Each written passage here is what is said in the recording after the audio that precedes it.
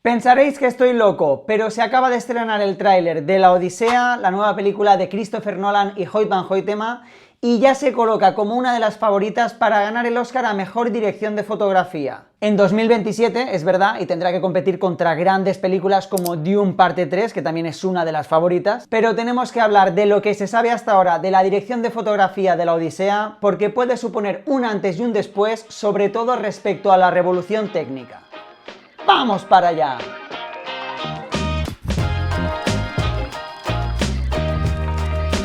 ¿Qué tal, familia? Bienvenidos, bienvenidas un día más al canal. Hoy, como os digo, quería dedicar un ratito con vosotros y vosotras para hablar de La Odisea, la nueva película de Christopher Nolan, que es sin duda una de las películas más esperadas del próximo año, de 2026, que competirá en los Oscar en 2027 y en la que la dirección de fotografía corre a cargo una vez más de Hoyt van Hoytema, que como ya sabéis es mi padre. Yo la verdad que tengo muchísimas ganas de ver lo que nos trae la dupla de oro, esa pareja formada por Christopher Nolan y Hoyt van Hoytema, que llevan años, más de 10 ya, revolucionando e innovando en la vertiente técnica y sobre todo en lo referente al rodaje en gran formato. Para los despistados y despistadas, su primera colaboración es en 2014 con Interestelar, y luego nos sorprenden con dos películas tan brutales a la par que diferentes como son Tenet y Dunkirk, que a mí igual Tenet no me gustó tanto, pero Dunkirk me parece una película espectacular, aunque hay que decir que fue muy criticado en su momento. Pero su éxito rotundo llega con Oppenheimer, con la que además Hoyt van Hoytema gana el Oscar a Mejor Dirección de Fotografía y con la que ganan también Mejor Película, Mejor Dirección o Mejor Actor Protagonista, entre otros. ¿Y por qué es importante remarcar esto? Pues porque al igual que lo fue Oppenheimer, La Odisea parece que se postula como la película referente a tener en cuenta en 2026, y no solo porque la dirige Nolan, que eso ya es un éxito asegurado en taquilla, sino porque va a suponer, si no lo ha hecho ya, una grandísima revolución en lo referente a los rodajes analógicos y en concreto en gran formato, en IMAX. La Odisea de Christopher Nolan es la primera película comercial o blockbuster, como queráis llamarle, que está rodada íntegramente en IMAX 65 mm. Ni escenas concretas, ni escenas especiales, no. Toda la película entera. Y esto es muy importante a nivel narrativo y de dirección de fotografía, porque no es una decisión que hayan tomado para fardar o para hacer postureo, sino que lo han decidido así porque es el formato ideal para narrar una historia tan grandilocuente y épica como esta. Así que tiene todo el sentido del mundo rodar la película entera en IMAX por la capacidad que tiene ese formato de relacionar al personaje con su entorno, de sumergir al espectador en ese mundo y la fuerza narrativa y visual que te da el IMAX, sobre todo si lo puedes ver en pantallas IMAX. Hago aquí un inciso para los que os estéis preguntando respecto a Oppenheimer. Es una película que no se rodó íntegramente en IMAX. Es verdad que gran parte se rodó en película IMAX 70 mm, pero la otra gran parte de la película se rodó en Panavision 65 mm. Aquí podríamos entrar en profundidad en las diferencias entre estos dos formatos, pero no es la cuestión de este vídeo. Pero lo que sí fue muy relevante de Oppenheimer y que la colocó a la cabeza para ganar el Oscar a Mejor Dirección de Fotografía fue la gran revolución técnica que supuso, y por eso os digo que La Odisea, siendo una gran revolución también, se coloca como favorita para ganar el galardón en 2027. Y es que Oppenheimer fue la primera película en rodar con negativo IMAX 70 mm en blanco y negro. Nadie lo había hecho antes, básicamente porque no existía. Fue el bueno de Hoyt van Hoytema quien habló con Kodak para que desarrollasen un negativo IMAX que se rodase y revelase en blanco y negro para algunas escenas de la película, y consiguió así esa potencia y calidad visual que se emparejaba con la parte en color de la película. La verdad que la sensación de poder ver esa imagen rodada en blanco y negro en formato IMAX con la grandilocuencia de las imágenes de la película fue una de las grandes razones para que Oppenheimer se llevase el Oscar a Mejor Dirección de Fotografía. Y dicho esto, toca hablar de la innovación técnica en La Odisea, que por cierto va a ser la primera película de época tanto de Nolan como de Hoyt van Hoytema. Me refiero a época. Es verdad que Dunkirk habla de la Segunda Guerra Mundial y demás, pero hablamos de algo mucho más antiguo. La gran complicación o problema del IMAX en un rodaje como este es que las cámaras son enormes, pesadas y además hacen un ruido de Dios. De hecho, mirad estas imágenes del behind the scenes de la película Nope, dirigida por Jordan Peele, en la que dirige la fotografía Hoyt van Hoytema con cámaras IMAX.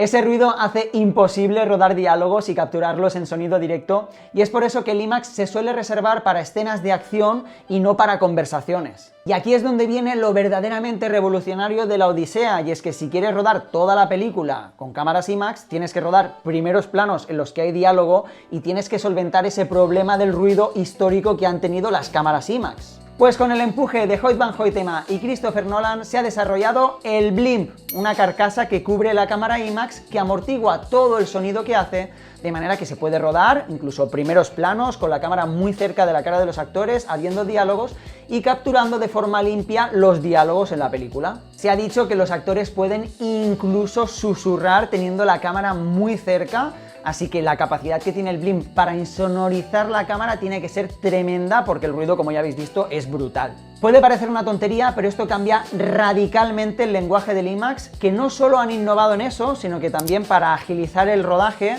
han hecho cámaras más compactas, algo más ligeras, que evidentemente facilita toda la logística del proyecto. Ahora, también os digo, os pongo por aquí una imagen de la cámara IMAX con el Blimp montado en el rodaje de la Odisea y yo no sé cuánto habrán reducido el tamaño de la cámara, pero con el Blimp eso es un armatoste tremendo. Pero bueno, en definitiva, todo lo que haga falta para que el sonidista o la sonidista pueda trabajar tranquilo en el set.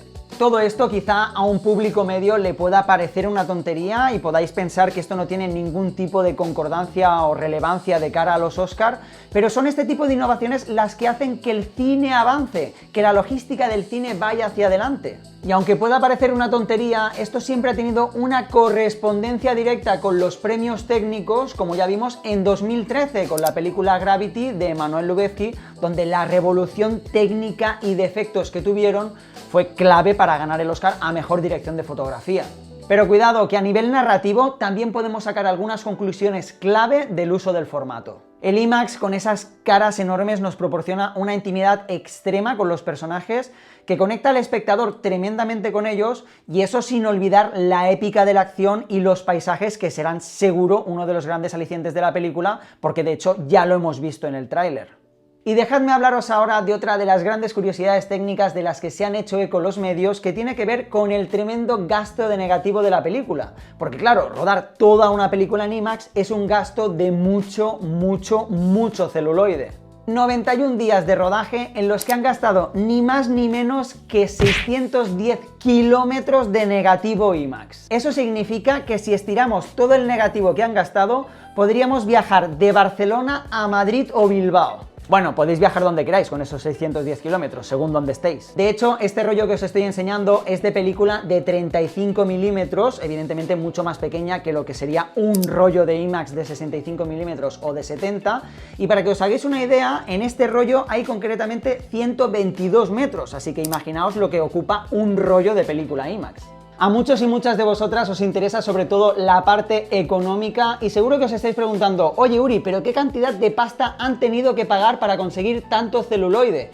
Pues podemos hacer el cálculo, porque Kodak ha confirmado que un pie de negativo IMAX 65 milímetros tiene un coste aproximado de $1,50.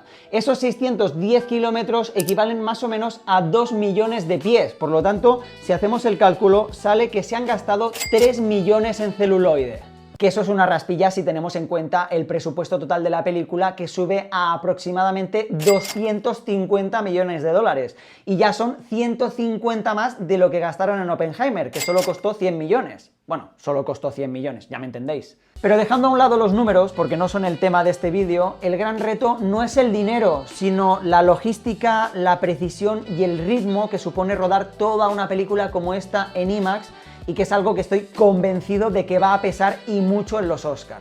De momento no sabemos mucho más respecto a qué ópticas han montado o qué esquemas de luz han utilizado. Sí que es verdad que hemos visto en el tráiler una estética muy azulada que nos hace pensar mucho en esa estética de Nolan que hemos visto pues en El Caballero Oscuro o en películas como Tenet, que quizá se separa un poco de esa visión que se nos había dado en películas como Troya, mucho más cálida, pero que encaja más en ese cine que al menos yo relaciono más a Nolan o a Hoyt van Hoytema. Ya tendremos tiempo para ver cómo los historiadores se echan encima de la película y la critican hasta la extenuación por no ser fiel a la historia, que es una cosa que a mí no me preocupa demasiado, pero en definitiva vamos a tener una película impactante, con imágenes brutales, con además un casting que es espectacular y en la que yo confío ver una grandísima dirección de fotografía por parte de Hoyt van Hoytema. Por ahora tocará esperar a 2026, la película se estrena en julio, además un año con grandísimos estrenos, tenemos Vengadores Doomsday, tenemos Dune parte 3, de verdad es un año brutal que vamos a disfrutar aquí en Allá Películas, y la única lástima respecto a la Odisea es que no todos la podremos disfrutar en grandes pantallas IMAX, en pantallas IMAX de verdad que nos proporcionen la sensación inmersiva que quiere Christopher Nolan, pero bueno, estoy seguro que todos y todas la podremos disfrutar, sea en el cine que sea, y que será una experiencia única.